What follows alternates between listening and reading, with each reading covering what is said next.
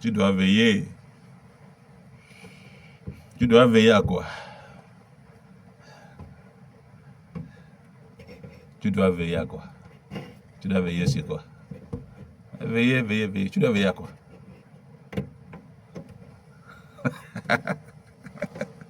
Alléluia. Soyez bénis encore ce jour au nom de Jésus-Christ.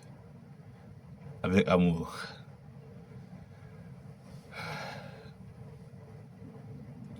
La vie est une marche vers les épousailles.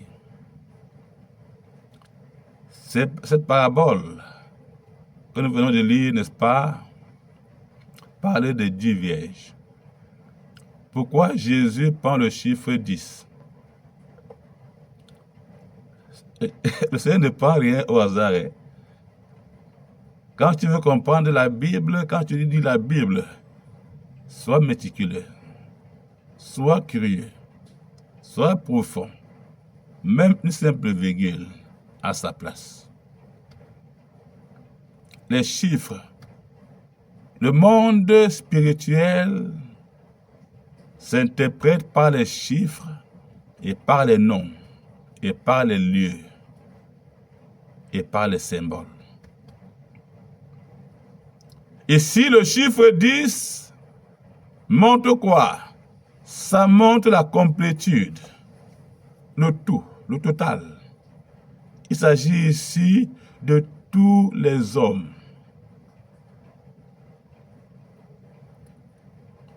Il s'agit ici de tous les hommes. C'est tous les hommes ici. Quand Dieu nous a créés, nous étions tous vierges. Vierges par rapport au monde spirituel. Alléluia. Donc ici, Jésus déclare, il dit, il y avait 10 vierges qui avaient été fiancées à un seul époux, pendant que Dieu dit qu'il n'aime pas la polygamie. Nous aurons l'occasion d'enseigner sur le mariage. Pourquoi Dieu hait le divorce. Et nous reviendrons encore dans ce passage, ce jour-là. Dieu m'en a parlé. Toutes les 10 vierges étaient appelées, étaient destinées, étaient qualifiées, étaient, n'est-ce pas, oui, désignées, étaient, oui, acceptées pour épouser un seul homme. Et l'homme ici en question, c'est Christ. L'humanité est l'épouse de Christ. Je l'ai dit ici, quand l'apôtre Paul enseigne sur le mariage, il dit le mariage a un fort rapport avec Christ et son Église. Alors, ici, le Seigneur va dire à ces 10 vierges, il a été donné une lampe et de l'huile. Si nous comprenons, n'est-ce pas, cette parabole, nous allons comprendre également la parabole de la perle. La parabole de la perle retrouvée. Et nous comprendrons aussi pourquoi est-ce que Jacob, le jour où il devait se marier, il n'a pas reconnu la femme avec qui il a passé la nuit, la première nuit. Pourquoi? Parce que dans la tradition juive, lorsque un homme allait se fiancer à une femme, les parents vont voir la famille de la femme et s'ils tombent d'accord, ça veut dire d'abord, n'est-ce pas, que l'homme a d'abord vu la femme. Parfois, c'est les hommes qui voient la femme pour leur fils. Parfois, c'est l'enfant qui voit la fille et il va donc, n'est-ce pas, le dire à ses parents. D'accord? Même chez nous, ici, dans certaines tribus, c'est comme ça. C'est les parents qui choisissent la femme pour leur fille, pour leur fils, ou le mari pour leur... surtout, n'est-ce pas, c'est les parents de l'homme qui choisissent, n'est-ce pas, la femme pour leur fils. Il y a beaucoup de tribus chez nous comme ça. Pardon. Donc ici, dans cette parabole-ci, lorsque un homme va se fiancer à une fille, à une jeune fille, il va lui donner un collier ou une bague. Même de nos jours-ci, il y a des bagues de fiançailles. Cette bague, tu dois la garder. Ce collier, tu dois le garder. Cette drachme, tu dois la garder.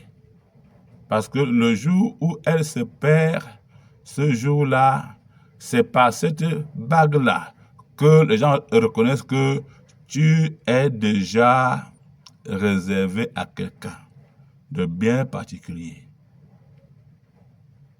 Tu n'es plus à la recherche de l'âme sœur. Tu es déjà consigné. Tu as été dans un viseur de quelqu'un et il t'a sanctifié, il t'a mis à part. Donc, à partir de ce moment-là, la femme doit veiller à ne pas perdre sa bague ou bien son collier. Parce que le jour où elle le perdrait, si jamais elle le perdait, alors c'est qu'elle est vouée à ne plus jamais se marier. Elle sera vue comme une femme légère, comme une femme peu attentive, comme une femme peu digne de mariage. Elle sera vue comme une femme adultère. Et dans la période qui va séparer le jour des fiançailles au mariage, la femme doit maintenant se préparer. Nous verrons ça dans l'enseignement sur le mariage. Alléluia. Christ en nous, l'espérance de la gloire. Donc, n'est-ce pas ici, il est écrit les 5 d'entre ces 10 vierges, 5 étaient insensés et 5 étaient sages. Et les insensés, les folles, elles ont pris leur lampe, mais elles ont oublié de garder de l'huile. À l'époque, c'est avec de l'huile qu'on allumait les lampes. Aujourd'hui, nous avons du pétrole, on a des essences. Aujourd'hui, nous avons, n'est-ce pas, l'énergie. On a beaucoup de sources d'énergie. Dieu soit loué pour ça. Mais à l'époque, c'était l'huile qui faisait office, n'est-ce pas, de matière incandescente. De matière incandescente qui donnait la lumière à la maison. D'accord? Alors, il est écrit ici, voilà, pendant qu'elles étaient là, soudain, comme le mari tardait à venir, toutes se sont assoupies. Toutes, et les folles et les sages, elles ont commencé à ronfler. Elles ont dormi, les poings fermés comme des bébés, la bague au doigt. Elles ont dormi. On ne sait pas à quelle heure elles ont commencé à dormir. Peut-être c'était à 18h. Ou alors à 20h ou à 21h. Mais peu importe l'heure à laquelle ils se sont couchés pour dormir, il est écrit ici, minuit est arrivé. Et quand minuit est arrivé, une voix a retenti. Voici l'époux, réveillez-vous, allez à sa rencontre. Le cri de minuit va bientôt sonner. Le cri de minuit va bientôt retentir. Le cri de minuit va bientôt se faire entendre. Voici l'époux! L'époux arrive. Église, l'époux arrive. Nation, l'époux arrive. Peuple, famille des nations, écoutez, l'époux arrive. L'époux est en route. L'époux arrive. Bientôt, le cri de minuit va se faire entendre. Et on cria, voici l'époux, allez à sa rencontre. Du coup, tous se sont réveillés. Ils ont commencé à chercher d'abord leur lampe. Lorsque les folles ont allumé leur lampe, elles constatent qu'il n'y a pas de lumière. Pourquoi? Parce que l'huile était épuisée. L'huile était finie. L'huile était finie. Quelle huile était finie? L'huile d'amour était finie. L'huile de joie était finie. L'huile de paix, l'huile de contentement, l'huile de bonnes pensées, l'huile de bonnes paroles était finie.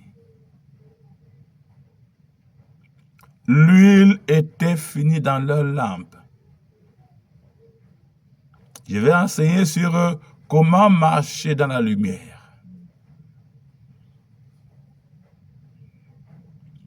L'huile était complètement finie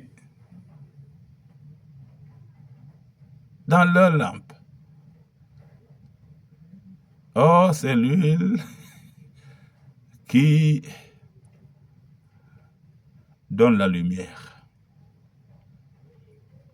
L'huile de la joie, l'huile de la patience, l'huile de la miséricorde, l'huile de la bonté. Ici, l'huile, c'est quoi? L'huile, c'est le caractère de Christ.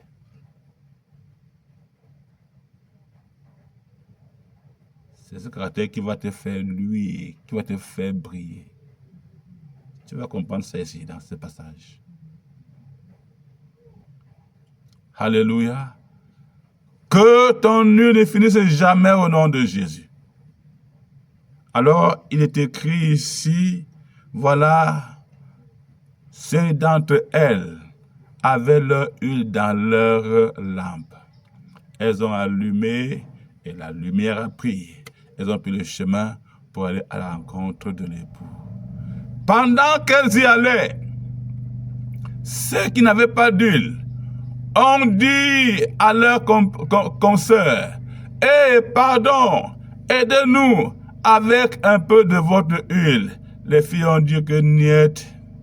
Et si pendant le trajet, et c'est le peu qui est dans notre lampe venait à finir, le critère, la condition sine qua non pour entrer, c'est quoi? C'est avoir sa lampe allumée. Nos lampes allumées. Je salue ainsi le pasteur Andela. Seigneur, nous t'attendons. Nous restons éveillés. Seigneur, jusqu'à ton retour. Le pasteur Pierre Amand Andela avait chanté comme ça, et c'est, n'est-ce pas, pour moi l'occasion d'y penser et de le saluer. Vous pouvez, n'est-ce pas, chercher à le contacter pour avoir, n'est-ce pas, cette galette musicale. C'est vraiment, moi, je vous dis, c'est un très bon chant. Il est très inspiré. Je l'appelle souvent le rossignol de Jésus. Ne perds pas ton huile. Les sages ont dit non. Nous ne pouvons pas faire encore cette erreur-là. Non. Que après avons attendu le fiancé pendant si longtemps. Le moment où nous devons entrer dans notre foyer, à 2 pas, 3 pas, notre huile finie. Mais non, les gars, non! Je dois entrer dans la salle de noces, car j'ai été désigné pour ça. Mes parents savent que je vais me marier. Mes amis le savent. Tout le monde le sait. Et je dois me marier parce que l'heure est venue. L'époux que j'attendais est arrivé. Et le critère fondamental, c'est que j'ai ma lampe allumée. N'oublie pas que la lumière, l'huile en question, c'est le caractère de Christ.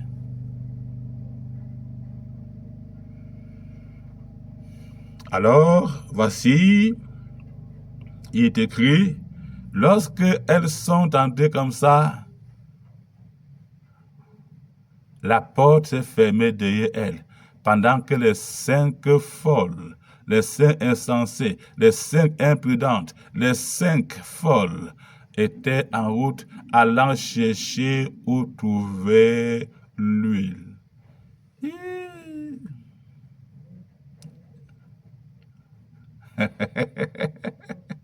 Tu sais quoi? L'huile en question, là, on ne la trouve pas ailleurs. Il n'y a qu'en Christ Jésus qu'on la trouve. Quelqu'un avait dit, la joie que donne le Seigneur est notre force.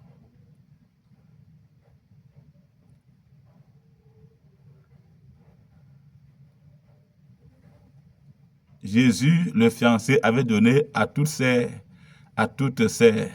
10 fiancés-là une lampe qui vient de lui et de l'huile qui vient de lui. L'huile que les folles sont allées chercher n'était pas l'huile qui vient de Jésus-Christ.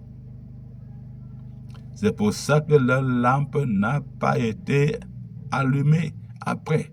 Suis-moi bien. Elles ont été refoulées parce que leur huile n'était pas de l'huile adéquate.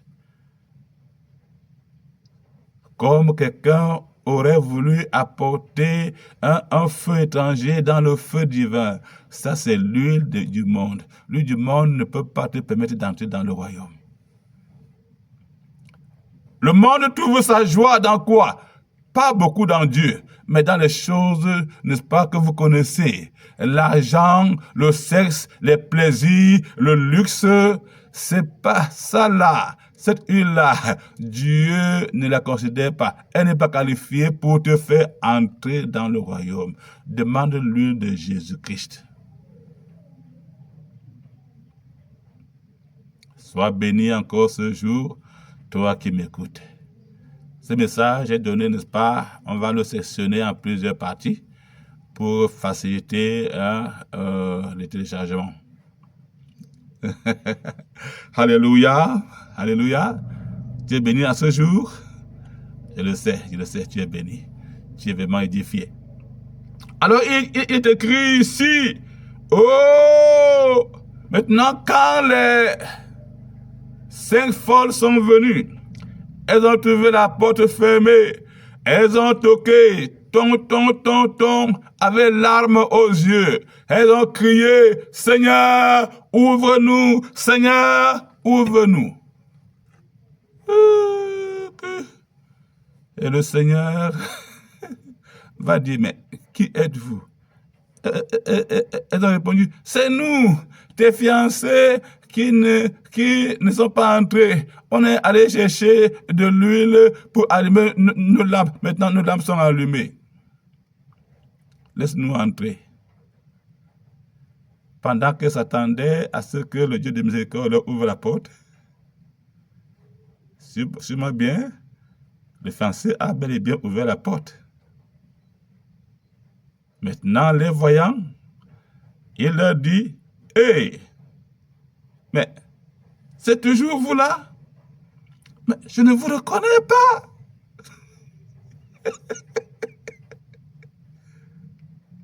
Les filles sont surprises. Elles se regardent entre elles-mêmes. Mais elles se demandent, mais en quoi avons-nous changé? Nous avons le même teint que tu as vu quand tu nous as dragués, la même taille, la même couleur, les mêmes formes, c'est nous. Celle-ci donne son nom. C'est moi, Jeanne. L'autre donne son nom. C'est moi, Pierrette. Donne son nom. Le Seigneur dit que, c'est vous là, mais je ne vous reconnais pas.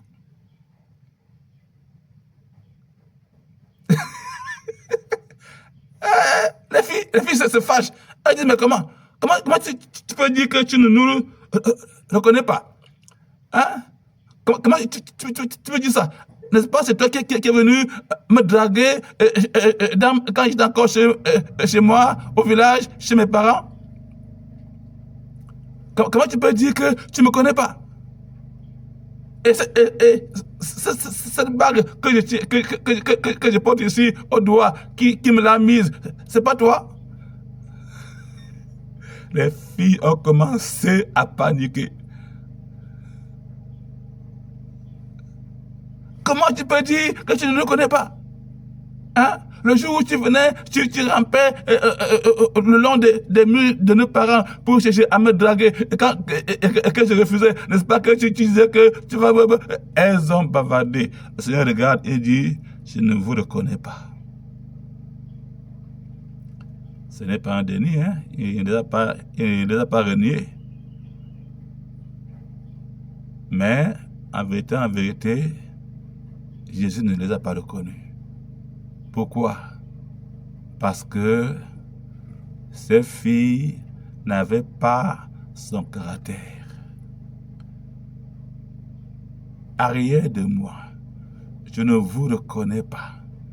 Il y a incompatibilité entre moi et vous. Ce qui a fait que ces filles soient chassées, c'est quoi? C'était leur incompatibilité morale, leur incompatibilité spirituelle, mentale, physique avec Christ, l'époux.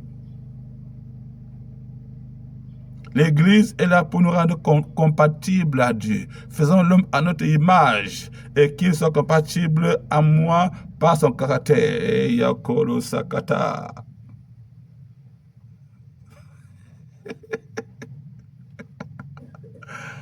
Oh, alléluia, fais du bruit là-bas, fais du bruit. Si tu comprends ça, tu écris un gros amen. Tu te verras cet enseignement dans notre phase YouTube, Mire TV. Mire, c'est M-I-R-R-E TV. Mire veut dire mission de réveil et de restauration télévision.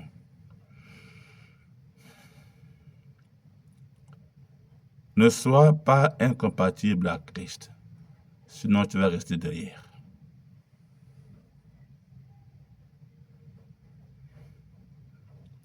L'Église est là pour te rendre compatible. Les épreuves que tu connais sont là pour te rendre compatible. Quand Dieu te bénit, tout ça concourt à ce que tu sois compatible, que tu sois compatible à Christ.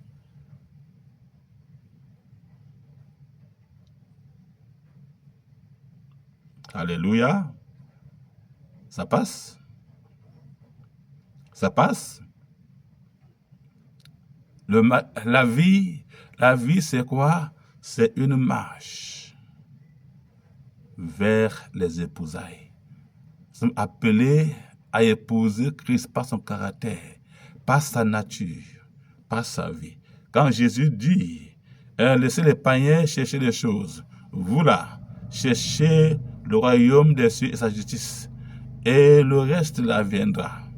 N'est-ce pas? Dieu nous donne une locomotive qui va tirer derrière elle des camions ou des voitures, des trésors et des richesses. Cette locomotive, c'est quoi? C'est trouver le royaume des cieux. C'est quoi donc ce royaume des cieux? C'est pas Jésus. Christ est déjà en nous. Plusieurs ont Christ en nous, mais ils n'ont pas encore trouvé le royaume des cieux. C'est donc quoi ce royaume des cieux? C'est Genèse chapitre 1, verset 28. Faisons l'homme à notre image et qu'il aille, qu'il soit, qu'il devienne semblable à nous. C'est quoi donc le royaume des cieux? C'est la nature de Christ, c'est la vie, c'est le caractère de Christ en nous, c'est sa vie divine en nous.